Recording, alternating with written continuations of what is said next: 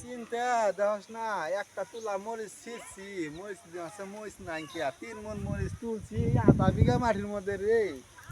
এখন আর মরিচই ধরে না মানুষে তুলতেছে বলে মনকে মন হাজার হাজার টাকা ব্যস্ত আছে আমি দেহস না মরিচের চালানি উঠাবার পাই না ও তাহলে এই বাবা তুমি তো গাছ উল্টা করে লাগাইছো এবার তো মোজ কমাবো হেই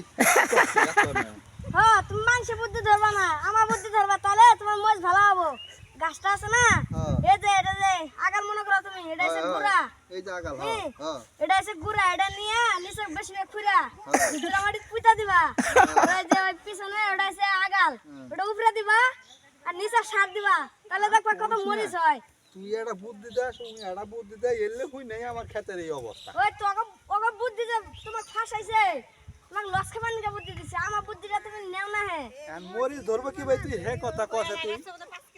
এই যে এরকম করে উল্টা গাড়া তুমি একটা গাছে 5 কেজি করে ধরবো কি বুকেরে এই যাবো করে হ্যাঁ হ্যাঁ এই যাবো করতে এই যে আমাকে তুলবা নাগবো তুলা এটা আমাকে গাড়া দিবা এটা করে দিবা তাহলে মুস মেলাড়ি ধরবো তখন কা দেখবা মানুষ তোমার মোজ দেখা পুরে বাবা এর না আমি লস খিলাইলাম এত মোজ পাইলো বন্ধু নেই ব্যস্ত আছে 10,000 15,000 কোটি টাকা করে মরিচের টেহা পাইতাছে এখন যে মরিচের দাম আর আমার খেত নাই মই নাল হয়ে গেছে আমি চিন্তায় বাঁচি না তুই আমার রং দেখাইতাছ না